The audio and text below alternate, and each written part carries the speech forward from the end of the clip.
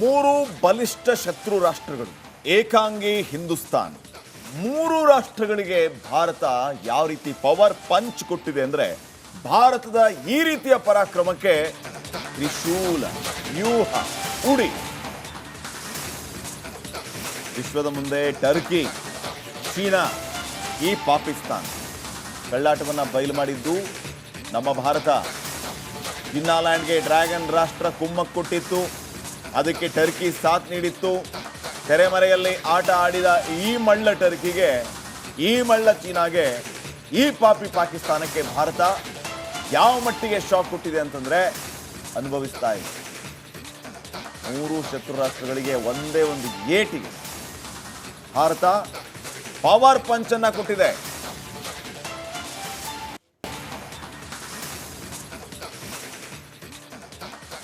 ಇನ್ನು ಮೂರು ಬಲಶಾಲಿ ಶತ್ರು, ಏಕಾಂಗಿ ಭಾರತ, ಮೂವರನ್ನ ಒಂದೇ ಏಟಿಗೆ ಮಣ್ಣು ಮುಗಿಸಿದ್ದು ನಮ್ಮ ಸೈನಿಕರ ಪರಾಕ್ರಮ. ಈ ಮೂರು ಶತ್ರು ರಾಷ್ಟ್ರಗಳ ಎಕ್ಸ್ಪೋಸ್ ಆಗಿದ್ದು ಹೇಗೆ? ಒಂದು ಇಂಟ್ರೆಸ್ಟಿಂಗ್ ರಿಪೋರ್ಟ್ ಇದೆ, ಬನ್ನಿ ನೋಡೋಣ.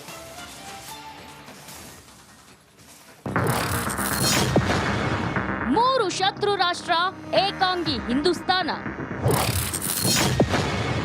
ಭಾರತದ ಪವರ್ ಪಂಚ್, ತ್ರಿಶೂಲ ವ್ಯೂಹ ಧ್ವಂಸ.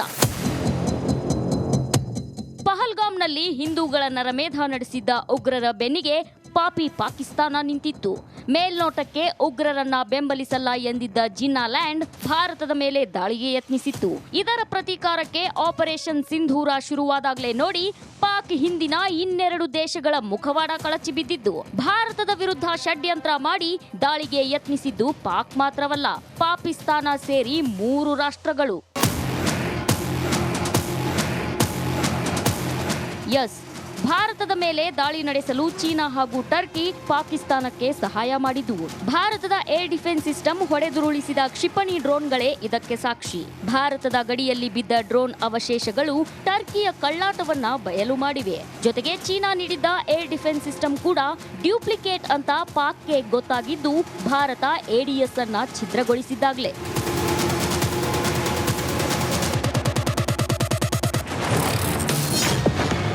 ಜಿನ್ನಾಲ್ಯಾಂಡ್ಗೆ ಡ್ರ್ಯಾಗನ್ ರಾಷ್ಟ್ರದ ಸಹಾಯ.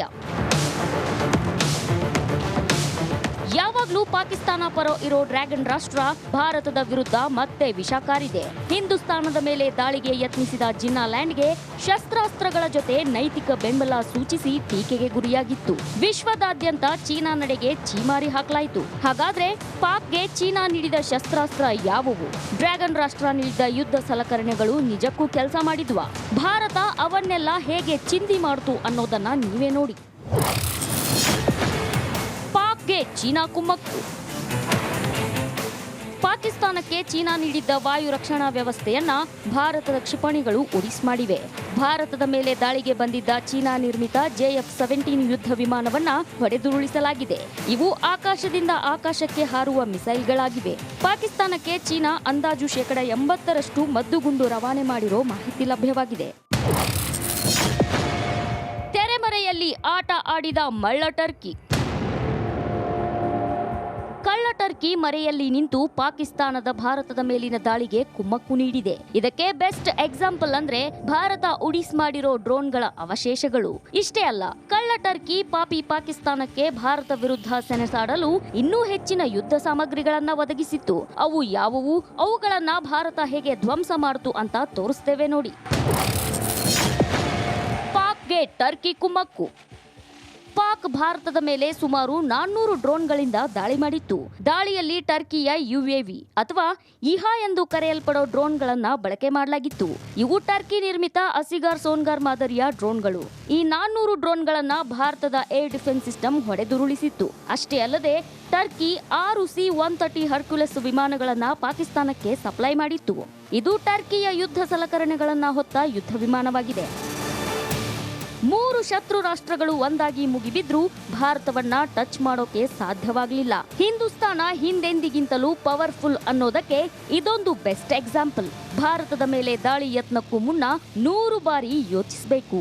ಇಲ್ಲವಾದ್ರೆ ಹಿಗ್ಗಾಮುಗ್ಗಾ ಹೊಡೆಸಿಕೊಳ್ಳೋದಂತೂ ಕನ್ಫರ್ಮ್.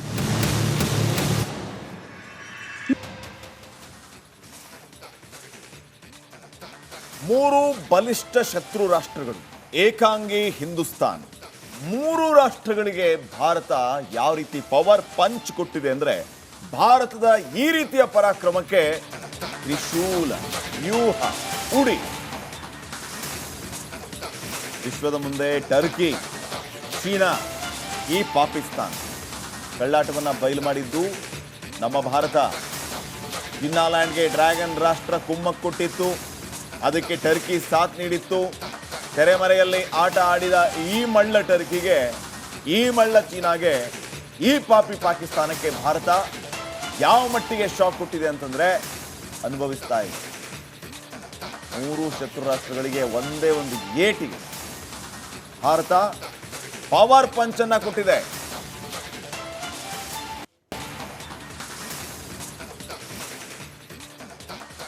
ಇನ್ನು ಮೂರು ಬಲಶಾಲಿ ಶತ್ರು ಏಕಾಂಗಿ ಭಾರತ ಮೂವರನ್ನ ಒಂದೇ ಏಟಿಗೆ ಮಣ್ಣು ಮುಗಿಸಿದ್ದು ನಮ್ಮ ಸೈನಿಕರ ಪರಾಕ್ರಮ. ಈ ಮೂರು ಶತ್ರು ರಾಷ್ಟ್ರಗಳ ಎಕ್ಸ್ಪೋಸ್ ಆಗಿದ್ದು ಹೇಗೆ? ಒಂದು ಇಂಟ್ರೆಸ್ಟಿಂಗ್ ರಿಪೋರ್ಟ್ ಇದೆ, ಬನ್ನಿ ನೋಡೋಣ.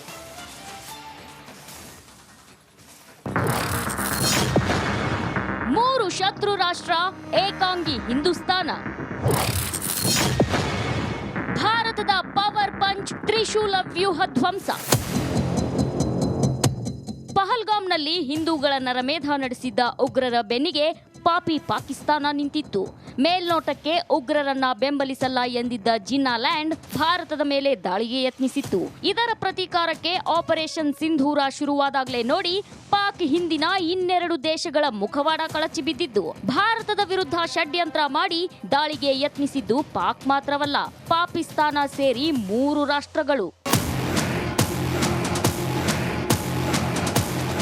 ಎಸ್, ಭಾರತದ ಮೇಲೆ ದಾಳಿ ನಡೆಸಲು ಚೀನಾ ಹಾಗೂ ಟರ್ಕಿ ಪಾಕಿಸ್ತಾನಕ್ಕೆ ಸಹಾಯ ಮಾಡಿದ್ವು. ಭಾರತದ ಏರ್ ಡಿಫೆನ್ಸ್ ಸಿಸ್ಟಮ್ ಹೊಡೆದುರುಳಿಸಿದ ಕ್ಷಿಪಣಿ ಡ್ರೋನ್ಗಳೇ ಇದಕ್ಕೆ ಸಾಕ್ಷಿ. ಭಾರತದ ಗಡಿಯಲ್ಲಿ ಬಿದ್ದ ಡ್ರೋನ್ ಅವಶೇಷಗಳು ಟರ್ಕಿಯ ಕಳ್ಳಾಟವನ್ನ ಬಯಲು ಮಾಡಿವೆ. ಜೊತೆಗೆ ಚೀನಾ ನೀಡಿದ್ದ ಏರ್ ಡಿಫೆನ್ಸ್ ಸಿಸ್ಟಮ್ ಕೂಡ ಡ್ಯೂಪ್ಲಿಕೇಟ್ ಅಂತ ಪಾಕ್ಗೆ ಗೊತ್ತಾಗಿದ್ದು ಭಾರತ ಎಡಿಎಸ್ ಅನ್ನ ಛಿದ್ರಗೊಳಿಸಿದ್ದಾಗಲೇ.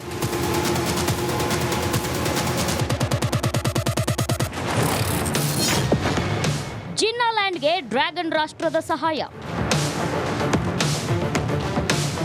ಯಾವಾಗಲೂ ಪಾಕಿಸ್ತಾನ ಪರ ಇರೋ ಡ್ರ್ಯಾಗನ್ ರಾಷ್ಟ್ರ ಭಾರತದ ವಿರುದ್ಧ ಮತ್ತೆ ವಿಷ ಕಾರಿದೆ. ಹಿಂದೂಸ್ತಾನದ ಮೇಲೆ ದಾಳಿಗೆ ಯತ್ನಿಸಿದ ಜಿನ್ನಾಲ್ಯಾಂಡ್ಗೆ ಶಸ್ತ್ರಾಸ್ತ್ರಗಳ ಜೊತೆ ನೈತಿಕ ಬೆಂಬಲ ಸೂಚಿಸಿ ಟೀಕೆಗೆ ಗುರಿಯಾಗಿತ್ತು. ವಿಶ್ವದಾದ್ಯಂತ ಚೀನಾ ನಡೆಗೆ ಛೀಮಾರಿ ಹಾಕಲಾಯಿತು. ಹಾಗಾದ್ರೆ ಪಾಕ್ಗೆ ಚೀನಾ ನೀಡಿದ ಶಸ್ತ್ರಾಸ್ತ್ರ ಯಾವುವು? ಡ್ರ್ಯಾಗನ್ ರಾಷ್ಟ್ರ ನೀಡಿದ ಯುದ್ಧ ಸಲಕರಣೆಗಳು ನಿಜಕ್ಕೂ ಕೆಲಸ ಮಾಡಿದ್ವಾ?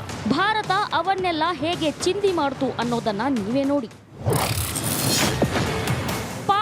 ಚೀನಾ ಕುಮ್ಮಕ್ಕು. ಪಾಕಿಸ್ತಾನಕ್ಕೆ ಚೀನಾ ನೀಡಿದ್ದ ವಾಯು ರಕ್ಷಣಾ ವ್ಯವಸ್ಥೆಯನ್ನ ಭಾರತದ ಕ್ಷಿಪಣಿಗಳು ಉಡಿಸ್ ಮಾಡಿವೆ. ಭಾರತದ ಮೇಲೆ ದಾಳಿಗೆ ಬಂದಿದ್ದ ಚೀನಾ ನಿರ್ಮಿತ JF-17 ಯುದ್ಧ ವಿಮಾನವನ್ನ ಹೊಡೆದುರುಳಿಸಲಾಗಿದೆ. ಇವು ಆಕಾಶದಿಂದ ಆಕಾಶಕ್ಕೆ ಹಾರುವ ಮಿಸೈಲ್ಗಳಾಗಿವೆ. ಪಾಕಿಸ್ತಾನಕ್ಕೆ ಚೀನಾ ಅಂದಾಜು 80% ಮದ್ದುಗುಂಡು ರವಾನೆ ಮಾಡಿರೋ ಮಾಹಿತಿ ಲಭ್ಯವಾಗಿದೆ. ತೆರೆಮರೆಯಲ್ಲಿ ಆಟ ಆಡಿದ ಮಳ್ಳ ಟರ್ಕಿ. ಕಳ್ಳ ಟರ್ಕಿ ಮರೆಯಲ್ಲಿ ನಿಂತು ಪಾಕಿಸ್ತಾನದ ಭಾರತದ ಮೇಲಿನ ದಾಳಿಗೆ ಕುಮ್ಮಕ್ಕು ನೀಡಿದೆ. ಇದಕ್ಕೆ ಬೆಸ್ಟ್ ಎಕ್ಸಾಂಪಲ್ ಅಂದ್ರೆ ಭಾರತ ಉಡಿಸ್ ಮಾಡಿರೋ ಡ್ರೋನ್ಗಳ ಅವಶೇಷಗಳು. ಇಷ್ಟೇ ಅಲ್ಲ, ಕಳ್ಳ ಟರ್ಕಿ ಪಾಪಿ ಪಾಕಿಸ್ತಾನಕ್ಕೆ ಭಾರತ ವಿರುದ್ಧ ಸೆಣಸಾಡಲು ಇನ್ನೂ ಹೆಚ್ಚಿನ ಯುದ್ಧ ಸಾಮಗ್ರಿಗಳನ್ನ ಒದಗಿಸಿತ್ತು. ಅವು ಯಾವುವು, ಅವುಗಳನ್ನ ಭಾರತ ಹೇಗೆ ಧ್ವಂಸ ಮಾಡಿತು ಅಂತ ತೋರಿಸ್ತೇವೆ ನೋಡಿ. ಪಾಕ್ಗೆ ಟರ್ಕಿ ಕುಮ್ಮಕ್ಕು. ಪಾಕ್ ಭಾರತದ ಮೇಲೆ ಸುಮಾರು 400 ಡ್ರೋನ್ಗಳಿಂದ ದಾಳಿ ಮಾಡಿತ್ತು. ದಾಳಿಯಲ್ಲಿ ಟರ್ಕಿಯ UAV ಅಥವಾ ಇಹಾ ಎಂದು ಕರೆಯಲ್ಪಡೋ ಡ್ರೋನ್ಗಳನ್ನ ಬಳಕೆ ಮಾಡಲಾಗಿತ್ತು. ಇವು ಟರ್ಕಿ ನಿರ್ಮಿತ ಅಸಿಗಾರ್ ಸೋನ್ಗಾರ್ ಮಾದರಿಯ ಡ್ರೋನ್ಗಳು. ಈ 400 ಡ್ರೋನ್ಗಳನ್ನ ಭಾರತದ ಏರ್ ಡಿಫೆನ್ಸ್ ಸಿಸ್ಟಮ್ ಹೊಡೆದುರುಳಿಸಿತ್ತು. ಅಷ್ಟೇ ಅಲ್ಲದೆ ಟರ್ಕಿ 6 C-130 ಹರ್ಕ್ಯುಲಸ್ ವಿಮಾನಗಳನ್ನ ಪಾಕಿಸ್ತಾನಕ್ಕೆ ಸಪ್ಲೈ ಮಾಡಿತ್ತು. ಇದು ಟರ್ಕಿಯ ಯುದ್ಧ ಸಲಕರಣೆಗಳನ್ನ ಹೊತ್ತ ಯುದ್ಧ ವಿಮಾನವಾಗಿದೆ.